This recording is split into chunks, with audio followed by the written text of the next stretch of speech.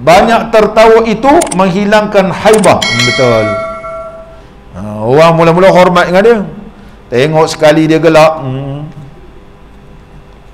ya Allah, gelak dia, Masya Allah. Orang jatuh haibah dia, jatuh haibah. Dan barang siapa melazimkan sesuatu diketahui orang dengan dia, nampak? Mula-mula orang tak nampak, tapi sekali dia ketawa, terjelaslah kepada dia. Oh, rupanya nampak macam bagus, tapi kalau ketawa, ya Allah, mengilai macam tu.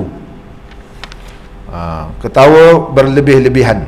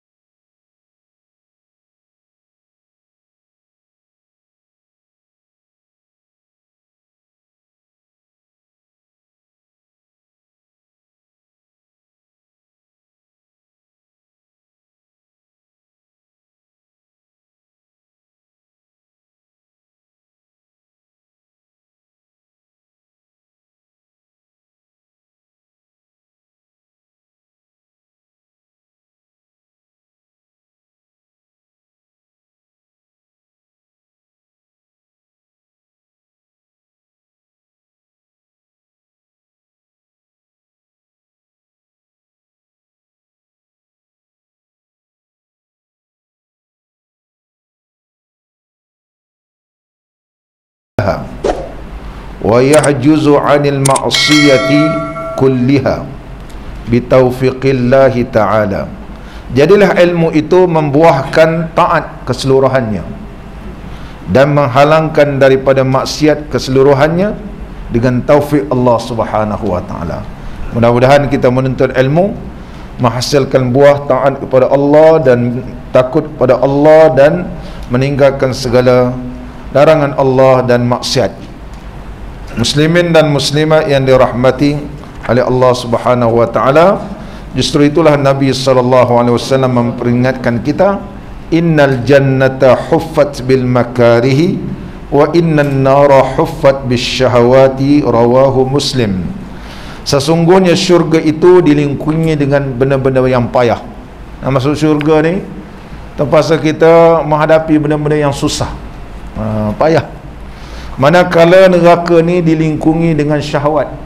Masuk neraka senang, ikut hawa nafsu, neraka lah. Tapi kalau nak masuk syurga, terpaksa kita dilingkungi dengan kepayahan dan kesusahan. Justru itu, bila kita beribadat rasa susah, itu di antara halangan-halangan yang perlu kita hadapi untuk sampai ke destinasi yang kita idamkan, itu syurga Allah Subhanahu wa ta'ala. Pada malam ini kita meneruskan lagi. Qala al-musannifu rahimahullahu ta'ala wa nafa'ana Allahu bi'ulumihi fid daraini amin. Kerana firman Allah Subhanahu wa ta'ala dalam surah At-Takasur ayat 8, thumma latus'alunna yawma idzin 'anil na'im, yakni maksud ayat itu, kemudian sungguhnya ditanya akan kamu pada hari kiamat daripada nikmat yang dikurniakan Tuhan bagi hamba-Nya pada dunia, dan jikalau tiada azab neraka sekalipun. Sesungguhnya akan ditanya segala nikmat-nikmat yang diberikan oleh Allah kepada hamba Allah ini ketika dalam dunia. Akan ditanya. Kita ni akan ditanya oleh Allah besok. Walaupun benda itu benda yang halal atau benda yang harus, tetapi benda yang harus yang kita lakukan itu juga akan ditanya oleh Allah. Akan ditanya, apakah yang telah kamu lakukan dengan nikmat-nikmat yang Allah berikan kepada kamu. Justru itu, segala benda yang harus ini, apakah dia syarat benda-benda yang harus ini sehingga ia jadi baik dan ianya menjadi yang terbaik? Maka Al-Imam Al-Ghazali telah menyatakan bahawa segala benda yang harus nak jadi baik ada dua keadaan. Walaupun benda tu baik, harus kita lakukan, tapi akan ditanya oleh Allah. Yang pertama, Imam Ghazali menyebut al-hal, keadaan. Keadaan iaitu tidak kita mengambil kesenangan dunia ini melainkan kerana keperluan, disebabkan menunaikan kepada fardu dan sunat dan seumpamanya. Itu keadaan an yakuna fi hali uzrin wa darurah. Itu dalam keadaan keuzuran dan darurah. Kalau kita lah mengambil benda yang halal yang ada ini sehingga meninggalkan semayang fardu dan semayang sunat dan sebagainya, akan ditanya oleh Allah. Kita makan sampai tak semayang, makan tu halal, makan tu halal. Kita bekerja, ya, menjadi kewajipan kita bekerja, mencari rezeki, tapi waktu bekerja sampai tinggal semayang. Kita makan sembang-sembang, banyak sembang, contohnya, sampai benda sunat pun tak buat. Betul benda tu ialah benda sunat. Kalau kita lakukan dapat pahala, kalau tak lakukan tak dapat, tak ada apa-apa. Benda tu sunat. Tapi Allah tanya, takkan kau sampai makan banyak-banyak tak sembahyang sunat? Makan sampai kenyang, sampai tersandar kat dinding, tapi tak sunat pun tak boleh buat. Allah tanya. Imam Ghazali sebut dalam kitab Minhajul Abidin, walaupun benda tu harus. Oleh sebab itu Allah berfirman, wala tus'alunna yawma idzin 'anil na'im, akan ditanya segala nikmat yang telah diberikan kepada kamu. Maknanya kena kita semualah. Kita semua dia banyak buat benda-benda yang harus, kita buat benda tu harus, tapi apa yang diperintah oleh Allah banyak kita tinggalkan, walaupun benda tu sunat. Walaupun benda tu sunat. Sedangkan Nabi SAW begitu sibuk sebagai pemimpin, ketua negara, ketua keluarga, dia juga orang Nabi dan Rasul, boleh buat. Kamu tak ada apa-apa, dah pencen pun tak boleh buat. Ini akan ditanya. Imam Ghazali sebut dalam kitab Minhajul Abidin. Dan yang kedua kata Al-Imam Al-Ghazali, Al-Qasdu an yaqsida bi aklihi taqwa ala ta'atillah, iaitu bila kita makan, kita gunakan nikmat Allah ini, niat dia takwa, supaya jadi orang bertakwa. Takwa kepada apa? Ala ta'atillah, di atas taat kepada Allah. Wal isti'anata bihi ala ibadati, dan bila kita ambil nikmat Allah ini supaya dia jadikan pendorong kepada kita, menolongkan kita beribadat kepada Allah. Tak ada niat yang lain. Niatnya begitu, bukan niat untuk berseronok-seronok ataupun mengumpulkan harta dunia ni untuk jadi megah-megah dan sebagainya, jadi rosak kita. Jadi rosak. Sehingga Imam Ghazali menyebut, fa inna akhzal halal bisyahwatin fahal hadha ma'siyatun aw yalzamu azab. Adakah mengambil benda yang halal dengan nafsu, ianya termasuk maksiat dan melazimkan orang didapat azab? Imam Ghazali menyebut, ya, benda tu memang betul halal, tapi kita mengambil benda yang halal dengan hawa nafsu, adakah ia termasuk maksiat yang melazimkan ke atasnya azab? Apa tuan Syekh kita sebut dalam kitab kita? Qala al-musannif rahimahullah ta'ala,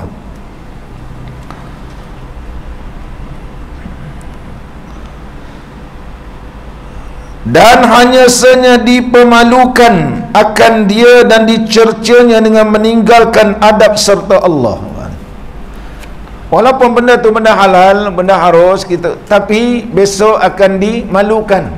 Kamu badan sihat-sihat, makan macam-macam jenis makanan kau makan, kau melompat sana, melompat sini, boleh kayu basikal jauh-jauh sampai ke Alur Gajah naik basikal. Daripada Melaka Tengah sampai Alur Gajah, daripada Alur Gajah pusing pergi Jasim pergi ke Melimau kan, udah pusing balik Melaka, kuat. Tapi semayang 4 rakaat lemah lutut, kayu jauh-jauh boleh. Tapi kalau buat semayang, besok akan dipermalukan. Benda yang harus, betul lah harus, boleh kamu kayu basikal jauh-jauh, tak boleh kau jogging jauh-jauh, tapi dengan Allah, adab dengan Allah, kamu berkira akan dicerca, dan dipermalukan, dia kata. Kerana memilih ia akan syahwat dirinya. Sebab apa tu dipermalukan? Kerana dia memilih syahwat akan diri dia, dan membimbangkan dengan dia daripada ibadat akan Tuhannya. Nampak? Sehingga menyebabkan dia tak beribadat, sehingga dia meninggalkan apa yang disuruh oleh Allah, apa yang dilarang oleh Allah, itulah seronok dia buat. Benda-benda yang lara, benda-benda yang tidak memberi manfaat, faedah, seronok buat. Tapi benda-benda yang boleh membawa ke pahala, situlah sakit perut, situlah rasa nak terkencing, situlah rasa nak terkentut, situlah pening kepala, macam-macam alasan. Sejuta alasan diberi. Ini dia kata akan dicerca besok dan dimalukan di khalayak orang ramai di akhirat besok. Malu dia khalayak makhluk di akhirat besok, itu adalah satu benda yang memalukan. Dan membimbangkan dengan dia daripada ibadat akan Tuhannya, serta tiada uzurnya, tak ada sebab keuzuran. Dan ini negeri tempat khidmah. Sesungguhnya dunia yang kita duduk ini adalah untuk kita berkhidmat kepada Allah. Oleh sebab itulah Al-Imam Ghazali menjawab kitab Minhajul Abidin, summa istiqamatu ala hifzi hadzal adab tahtaju ila basiratin wa qasdin. Nak istiqamah menjaga adab ini, adab dengan Allah ini, memerlukan dengan pandangan yang halus, ainul basirah, pandangan yang mendalam, kena ada qasad. Macam mana caranya? Digambarkan bi annahu la ya'khudhu minad dunya bihalin illa li'uddati ala ibadatillahi ta'ala. Tidak dia mengambil dunia ini melainkan untuk persediaan beribadat kepada Allah. Jangan sampai membimbangkan dengan dunia ini, tinggal benda-benda yang disuruh oleh Allah ataupun yang diperintahkan oleh Allah. Kenapa? Kerana dunia ini bukan untuk maksiat, tapi dunia ini untuk kita berkhidmat, mengabdikan diri kepada Allah Subhanahu wa taala. Muslimin dan muslimat yang dirahmati oleh Allah, sebab apa ianya dicerca dan dimalukan? Kata Imam Ghazali dalam kitab Minhajul Abidin, ditarkihil adab, iaitu kerana meninggalkan adab dengan Allah. Sebagaimana orang yang dipelawa duduk di atas, dipelawa duduk dalam satu hidangan ataupun di hadapan hidangan raja, dia meninggalkan adab. Kalau kita sebagai tetamu istana, nak makan ni pun beradab, nak makan beradab. Kalau ikutkan sudu pun tak boleh bunyi begitu. Sebenarnya makan beradab ni, beradab sampai lapar kita. Ini makan sikit, ini sikit, bawa sikit diangkat, dibagi lain-lain. Balik rumah kena cari nasi lain pula. Awak makan sedap-sedap, memanglah sedap, tapi beradab sangat. Selalu kawan-kawan kalau makan gitu lah, lepas habis majlis kena cari teh lain pula dah. Terlampau beradab kan? Beradab. Beradab. Cuma kita tidak beradab dengan hidangan yang diberikan oleh Allah. Imam Ghazali kata, ni semua ni hidangan Allah ni. Yang kita nikmati sekarang ni hidangan daripada Allah. Tetapi kita tak beradab dengan hidangan Allah ni. Bagaimana kalau kamu dihidangkan oleh raja, orang besar-besar, tak beradab, mendapat kemurkaan. Tetapi hidangan Allah yang begitu banyak, macam-macam, kalau tak beradab dengan Allah, lagilah layak dihina dan dicerca di akhirat besok. Itu Imam Ghazali sebut dalam kitab Minhajul Abidin. Dan ibadat bagi Tuhannya tiada negeri tempat bersedap keinginan hawa nafsu. Ni bukan untuk sedap-sedap dalam dunia kita ni, untuk mengambil bekalan untuk akhirat. Maka mustahaknya ia akan cerca dan pemalu ataupun malu dibalu dengan sebab demikian itu. Palu itu makna dimalukan, bukan palu pukul ni, iaitu dimalukan dengan sebab demikian itu. Demikianlah tersebut di dalam kitab Minhajul Abidin. Dalam kitab Minhajul Abidin disebut begitu panjang.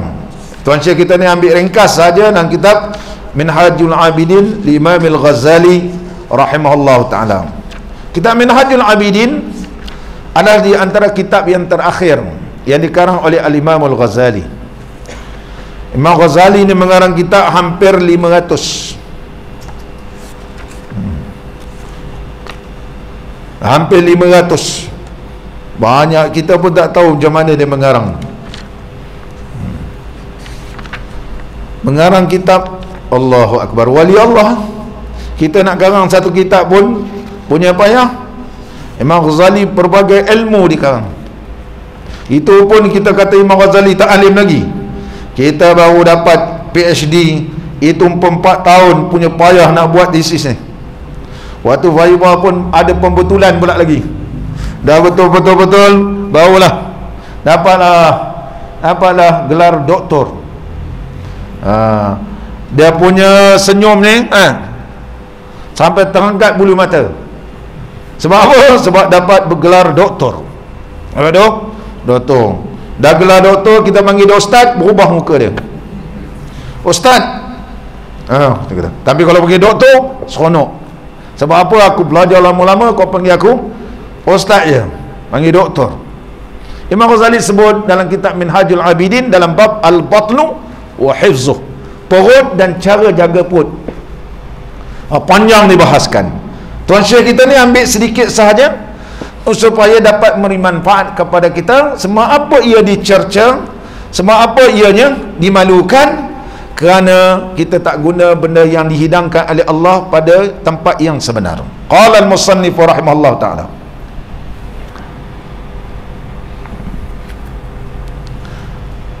kitab Minhajul Abidin ni dia menceritakan tentang Al-Aqabah. Al-Aqabah.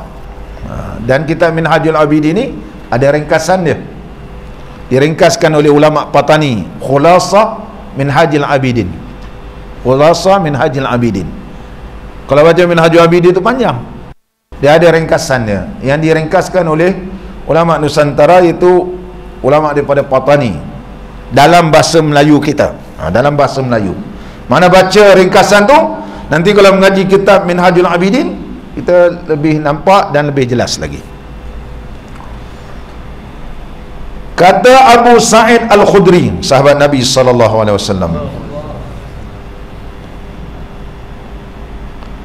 sabda Rasulullah SAW, ilbasu wa kulu washrabu fi ansafil butun fa innahu juz'un minan nubuwwati.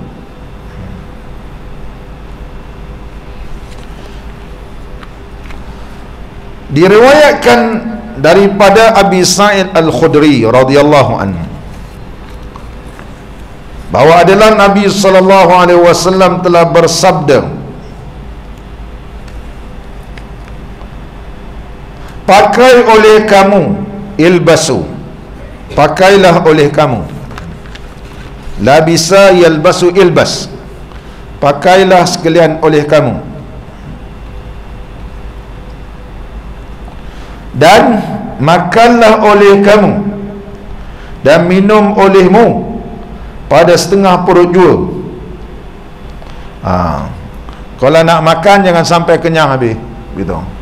Minum pun biar ada ruang udara, jangan sampai buncit terus. Minum biar separuh, dia kata jangan sampai, kalau bahasa Mesir sebut milian, full lebih. Makan, dia kata minum, biar berpada-pada. Pakailah kamu dan minumlah, makanlah kamu dan minumlah kamu fi ansaf, setengah perut jua, maka bahawasanya ia satu juzuk daripada nubuwah. Kerana para Nabi alaihi wassalatu wassalam, mereka ini tak ada makan sampai kenyang-kenyang. Hadis ini diriwayatkan oleh Al-Imam Ad-Dailami fi Musnadil Firdaus. Mana Al-Imam Ad-Dailami telah meriwayatkan hadis ni dalam Musnad Firdaus dengan sanad yang dhaif. Kalau kaji di sudut sanad ni, sanad dhaif, tapi ulama kata kita perkuatkan dengan hadis sahih, iaitu yang diriwayatkan oleh Al-Imam At-Tirmizi, bahawa Nabi SAW bersabda, aju'u yauman wa ashba'u yauman, aku lapar satu hari, kenyang satu hari. Mana hari ni lapar, besok kenyang. Kenyang pun kenyang Nabi SAW. Ada roti-roti kosong ni, ada pun serbuk-serbuk roti cicah dengan sarit ni, macam sup lah, ataupun macam air ni cicah, makan itulah sedap bagi Nabi SAW. Kita macam-macam makan sedap pun sampai besok tak habis. Makan Nabi SAW, kalau kita ni dihidang makan macam-macam, malu kita dengan Nabi. Dengan udang gala, dengan ayam pula ayam panggang, dengan kambing pula kambing derhaka, macam-macam. Itu belum buah-buah lagi. Kita kata nak hidang Tok Syekh ni, Tok Syekh pun tak habis makan. Malu kita dengan Nabi SAW makan, makan sikit je. Sebenarnya kalau kita nak hidang Tok Syekh ni, tak payah banyak-banyak lah, biasa je, macam orang lain. Memang kita hormati dia, tapi dia pun bukan makan habis. Nama tak habis kan. Kalau main ambil sikit, kalau sisa-sisa ni orang bukan dah nak. Makan sikit. Nasi ini pun ada, Rusmandi pun ada, Kafsyah pun ada Arab ni, ini pun ada, banyak sangat. Ikutlah sunnah Nabi sallallahu alaihi wasallam. Jangan sampai kita mubazir. Menghormati, ia hormat, tapi jangan sampai mubazir. Jangan sampai mubazir. Sebab Nabi SAW menyebut aju'u yauman wa ashba'u yauman. Satu hari aku kenyang, satu hari aku lapar. Begitulah rutinnya begitu. Dan Nabi SAW pernah berkata kepada Siti Aisyah radhiyallahu anha, adimu qar'a babil jannati yuftahu lakum. Sentiasalah kamu mengetuk pintu syurga sehingga dibukakan pintu syurga itu kepada kamu. Siti Aisyah radhiyallahu anha tak faham. Apa maksud sentiasalah kamu mengetuk pintu syurga sehingga pintu syurga itu dibuka bagi kamu? Tak faham. Maka Siti Aisyah bertanya, kaifa nudimu? Apa maksud berkekalan ni? Apa maksud kami berkekalan mengetuk pintu syurga? Qala, Nabi SAW perjelaskan, bil ju'i waz zama'i, iaitu berkekalan kamu lapar dan dahaga. Kalau kamu dalam keadaan lapar dan dahaga, itulah dia pengetuk pintu syurga. Pengetuk pintu syurga. Kenapa? Kerana sesungguhnya bagi orang yang lapar ini atau dahaga, dia akan membersihkan hati dia. Hati ini jadi safi, hening dia, bersih. Wa nafasul basirah, pandangan mata hati dia akan tembus, lulus.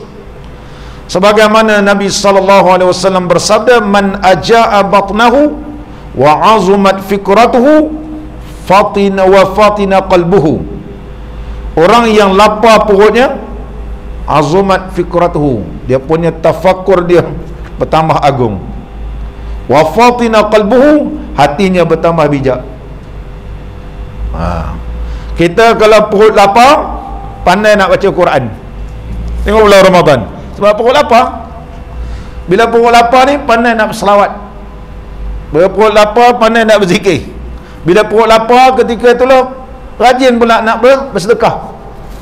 Bersedekah. Benar kata Nabi SAW, wa azumat fikratuhu, tafakkur dia ni mesti tambah agung dan hatinya bertambah bijak. Yang kedua, riqqatul qalbi, hati ni jadi riqqah, mudah tersentuh, sehingga mendapati lazatnya bermunajat dan memberi kesan dengan zikir dan ibadat. Orang lapar ni, dia akan rasa lazat beribadat. Bulan Ramadan, seronok ibadat. Belum lagi masuk Zuhur, dah ramai orang datang ke surau dan masjid nak sembahyang Zuhur. Bila perut kenyang, lambat ada, tapi dia lambat. Tapi kalau bulan lapar ni, cepat. Subuh pun cepat, Zuhur pun cepat, Asar pun cepat. Dia akan rasa apa? Lazzah munajat, dan memberi kesan dengan zikir dan ibadat. Sebagaimana Al-Imam Junaid Al-Baghdadi berkata, seorang ulama sufi yang alim, yaj'alu ahadukum bainahu wa baina qalbihi mikhlatan min at-ta'am wa yuridu an yajida halawatal munajat. Seseorang di antara kamu jadikan di antaranya dengan hati ini, iaitu kosongkan perut ni daripada makanan. Ketika itu kamu akan mendapati manisnya bermunajat kepada Allah. Manisnya munajat kepada Allah. Yang ketiga, iaitu zulmun nafsi. Nafsu ni akan jadi rasa hina. Nafsu, bila kita lapar ni, sedar diri kita ni, kaya ke kamu, miskin ke, sama je kalau lapar. Terasa kita. Wa zawalul batar, hilang sifat sombong.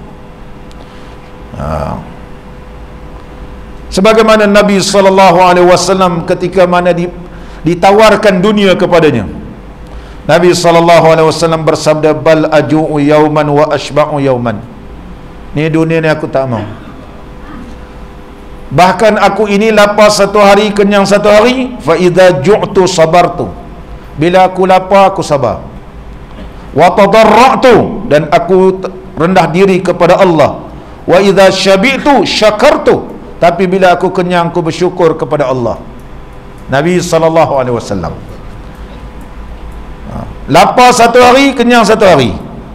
Bila lapar sabar, rendah diri pada Allah.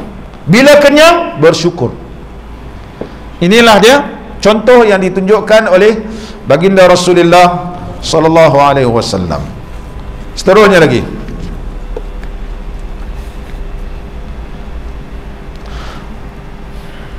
wa qala sallallahu alaihi wasallam, la sihhata ma'a kasratin naum wa la sihhata ma'a kasratil akli wa la shifaa'a biharamin.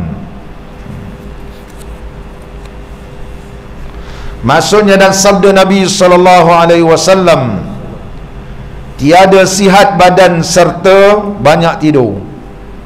Orang banyak tidur ni tak ada sihat lah.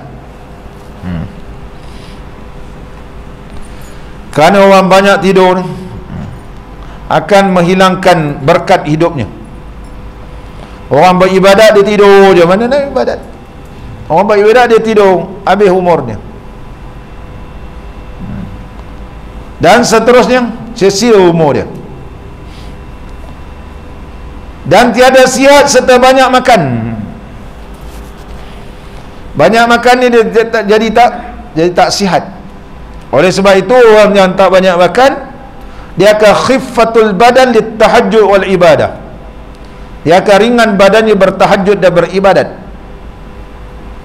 Tapi kalau orang banyak makan, dia akan mengurangkan umurnya tak manfaat, dan dia susah nak beribadat. Al-Imam Abu Sulaiman Ad-Darani berkata, siapa kenyang dakhala alaihi sittu afat. Ada enam bahaya yang menimpa pada dia. Siapa kenyang, kecelakaan ni menimpa pada dia. Yang pertama, faqdu halawatul ibadah, hilangnya kemanisan beribadat. Tak ada nak manis ibadat tu, tak ada. Yang kedua, ta'azzuru hifzul hikmah, lemah ia menghafalkan hikmah-hikmah. Di antaranya lagi, hirmanus syafaqah alal khalqi, tak ada sifat belas kasihan kepada makhluk. Siapa kenyang, tak ada belas kasihan pada makhluk. Yang keempat, siqlul ibadah, berat beribadat. Kita kalau perut kenyang, bercita-cita nak buat tapi tidur. Makan, waktu pagi kita makan banyak, dengan nasi lemak kan, lontong, lontong pun dia sapu, nasi lemak pun dia kena nasi lemak pula. Nak semayang duha, berkeruh terus, ngantuk pula aku. Sebab apa tu? Sebab kenyang punya pasal. Oleh sebab itu siqlul ibadah, ibadah ni jadi berat kalau kenyang. Ni balik ni semain isyak, makan lagi. Tadi sebelum mengaji makan, balik ni sapu lagi makan. Malam ruyuk sebab perut dah kenyang, tidur lena. Pasang pula aircon, sejuk, hujan pula tu lagi lah, lena terus. Siqlul ibadah. Yang keenam,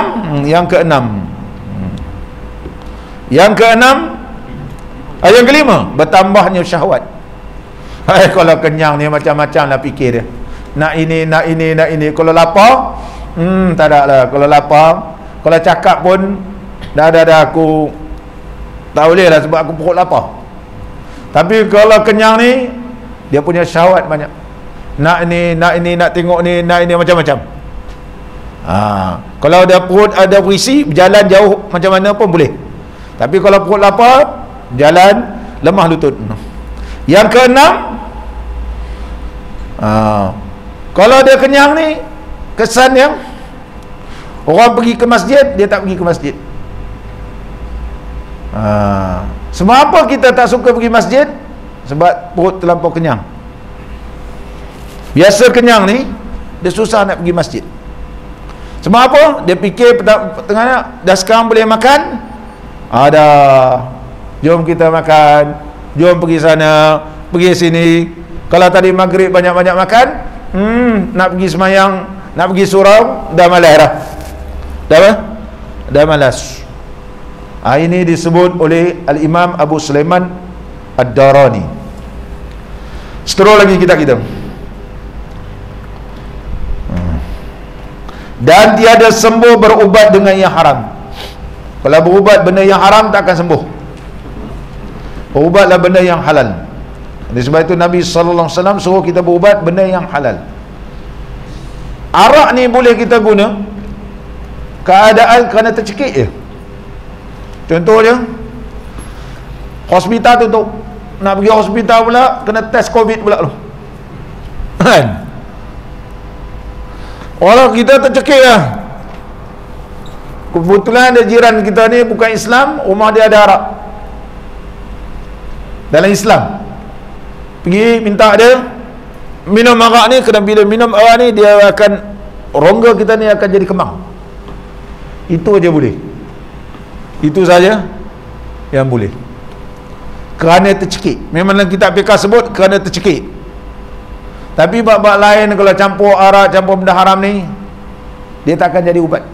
Dia tak akan jadi ubat. Dia sembuh sekejap, tapi lama-lama kesan dia lagi buruk. Kesan dia akan jadi buruk. Muslimin dan muslimat yang dirahmati oleh Allah. Wa qala sallallahu alaihi wasallam,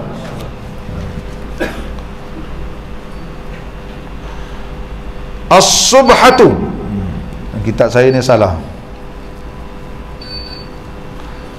As-subhatu, kitab saya ni as-suhbatu. As-subhatu, macam mana cara baca subhah ni? Bi dhammi sad muhmalah, dengan dibariskan depan sad yang tak bertitik. Mana baca depan sub, atau bi fathiha, ataupun boleh baca baris depan, baris atas. Tadi baris depan sub, ataupun baris atas sub, boleh as-sabhatu, dan boleh baca as-subhatu. Apa makna as-subhatu? An-naumu awwalan nahar, tidur awal siang. Makna lepas subuh tidur, tu mana as-subha. Cuba kita tengok terjemah kita. As-subhatu tamna'ur rizqa, dan sabda Nabi SAW, bermula tidur pada awal hari itu menegahkan rezeki. Ini budak-budak sekarang ni suka tidur lepas subuh tidur. Subuh tidur. Kita dulu lepas subuh tidur kena terajam. Pagi-pagi pergi menurut kita, tak ada jangan lah tidur. Pagi-pagi suruh pergi cuci put getah. Bukan senang cari rezeki orang dulu. Punyalah 3 ekar 4 ekar, kalau getah ni dapatlah RM13. Tapi tak apalah, ikan kembung sekilo 6 kupang, kan? Sawi tak payah beli. Pucuk ubi, serai. Yang makannya ikan kembung, ikan jacket. Ikan mata tu, mata apa nama? Yang mata bulat tu. Ikan Uji Rashid nama dia. Uji Rashid dulu.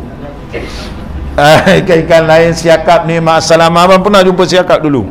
Adanya. Dah besar-besar ni baru jumpa ikan siakap lah, jenak lah. Dulu ikan kembung, ikan cencaru, dan ikan Uji Rashid. Betul Zul? Uji Rashid tu kira okey lah tu. Pagi-pagi ni tak elok tidur.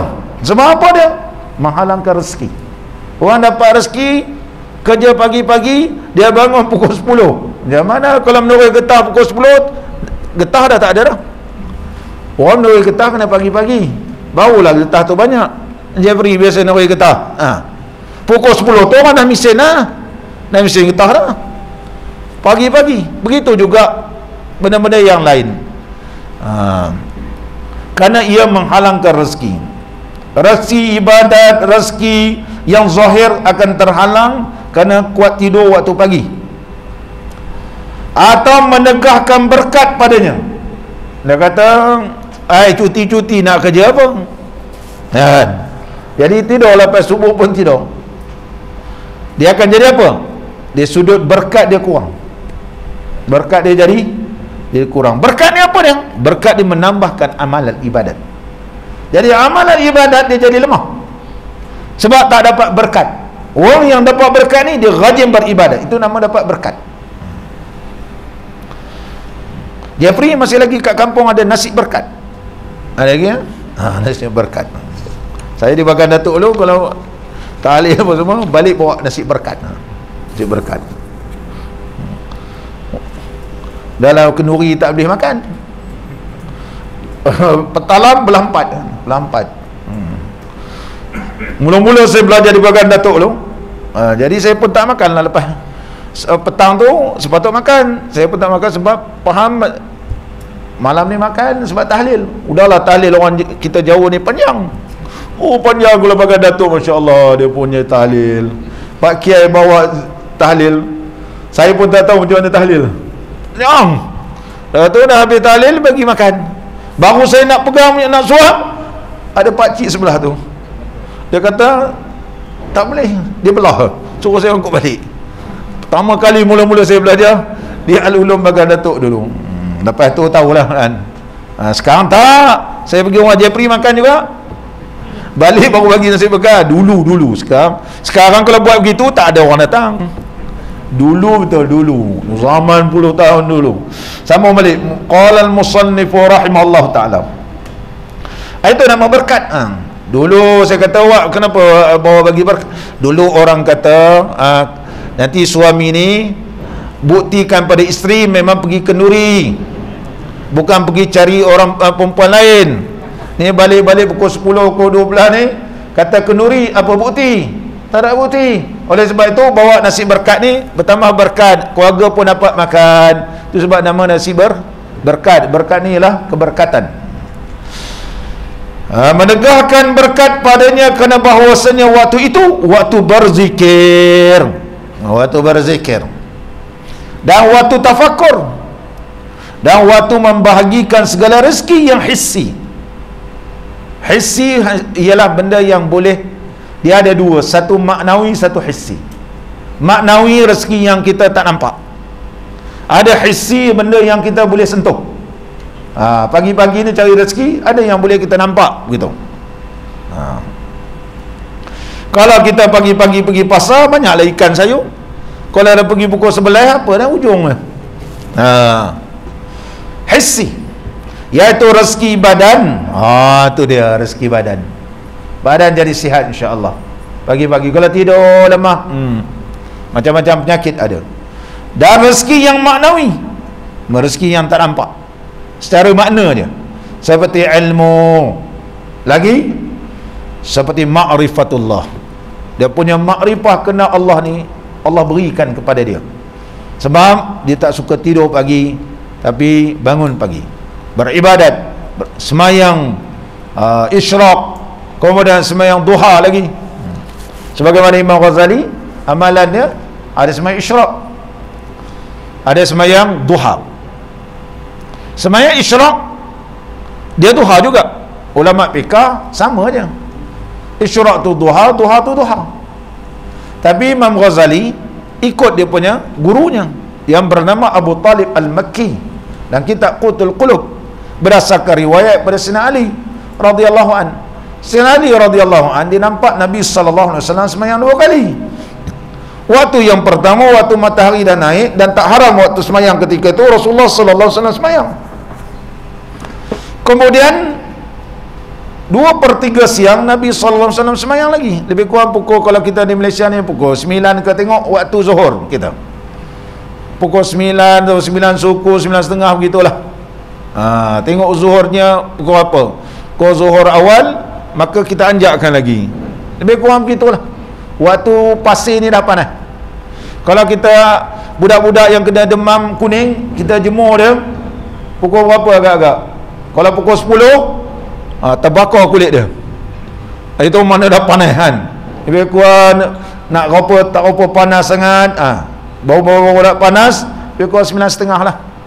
Oleh sebab itu, berdasarkan riwayat Sayyidina Ali, Syekh Abu Talib Al-Makki mengatakan yang pertama tu kita nama dia isyraq, sebab terpancar matahari.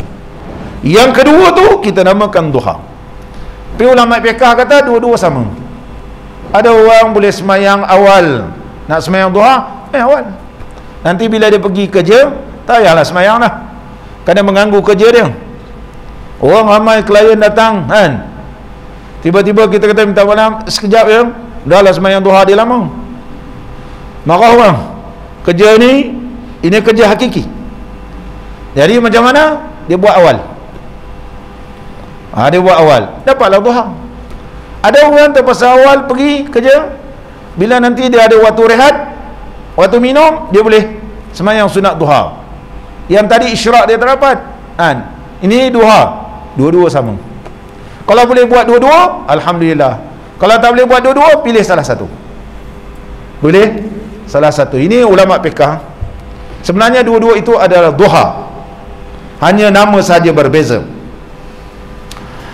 Al-babu al-khamisu wa salasuna fi man'i dhihki. Bab yang ke-25 pada menegahkan dhih, ya artinya tertawa-tawa dengan nyata suara.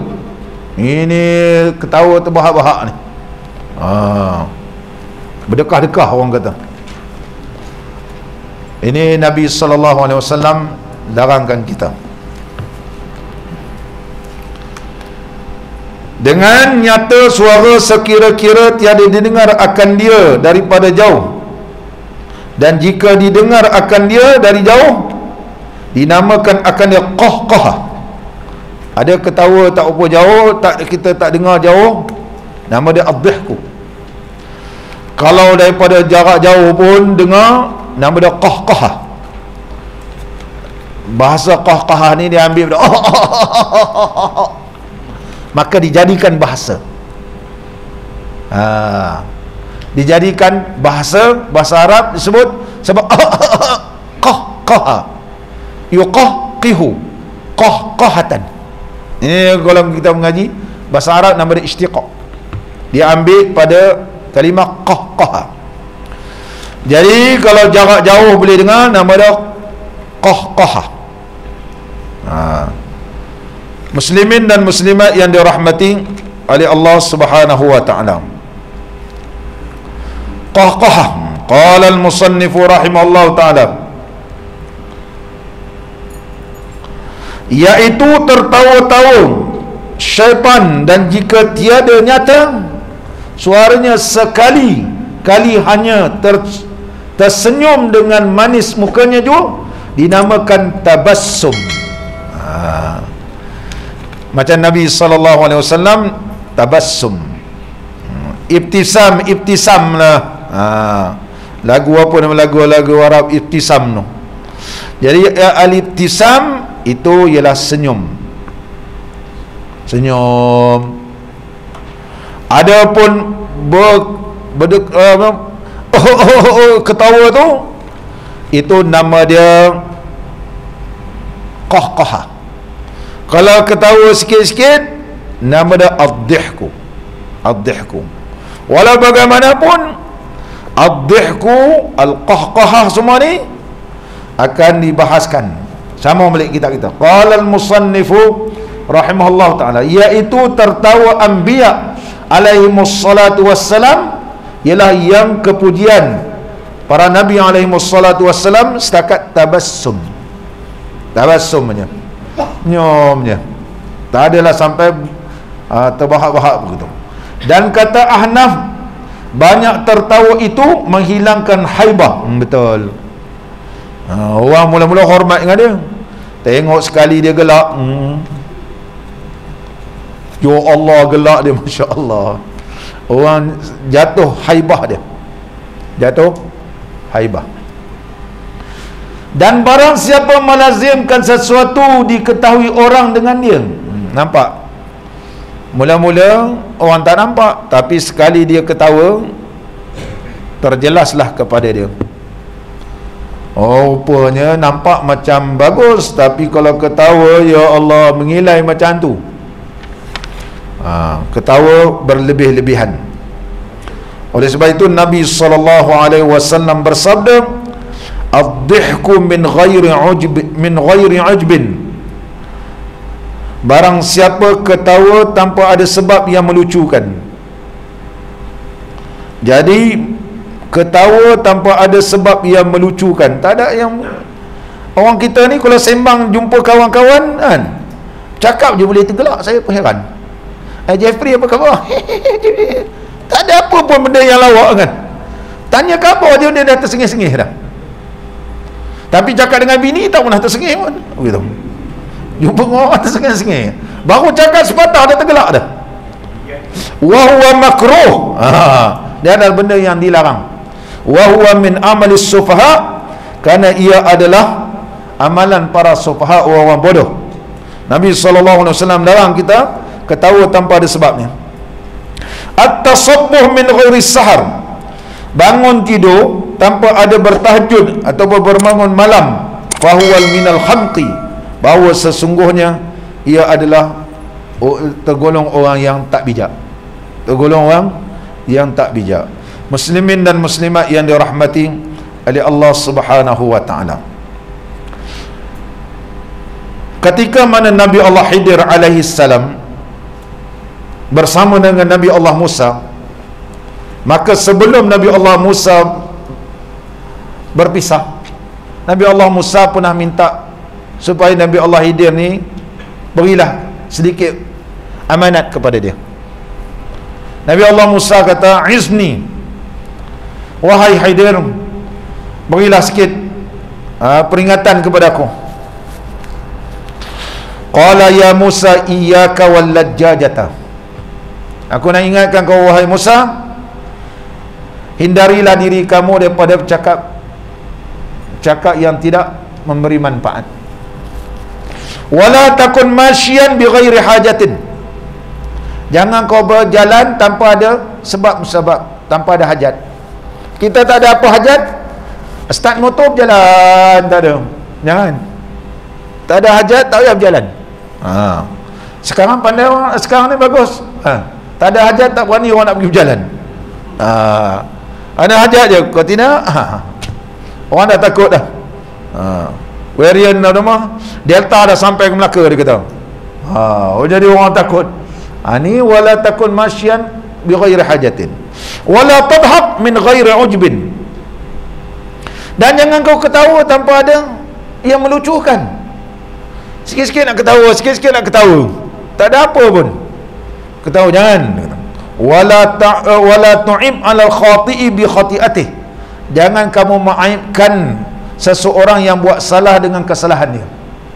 Orang tu dah buat salah, jangan kita malukan dia. Jangan kamu malukan. Wabki 'ala khati'atik, tapi sebaliknya hendaklah kamu tangisikan di atas dosa kamu. Ya Ibna Imran, wahai anak Imran, iaitu Musa alaihi salam, Nabi Allah Musa alaihi salam. Muslimin dan muslimat yang dirahmati oleh Allah, dan sebagai penutup adalah Nabi SAW tidak ketawa melainkan tabassum, wala yaltafid illa jami'an, dia tidak akan berpaling muka melainkan sekali dengan badan. Contoh kalau orang panggil tak ada macam tu, pergi menghadap. Contoh kalau orang panggil kita, Ustaz, jangan, Nabi tunjuk muka, begitu adab, menunjukkan bahawa kita betul-betul tumpu perhatian. Ini di antara akhlak baginda Rasulullah sallallahu alaihi wasallam. Insya-Allah kita sambung akan datang. Mudah-mudahan pertemuan kita diberkati dan diridai oleh Allah Subhanahu wa taala. Bismillahirrahmanirrahim. Alhamdulillahirabbil alamin, wassalatu wassalamu ala sayyidina wa nabiyyina محمد وعلى آله وصحبه أجمعين. اللهم اجعل جمعنا هذا جمعا مرحوما وتفرقنا من بعده تفرقا معصوما ولا تجعل فينا ولا معنا ولا من يتبعنا شقيا ولا محروما ولا مطرودا.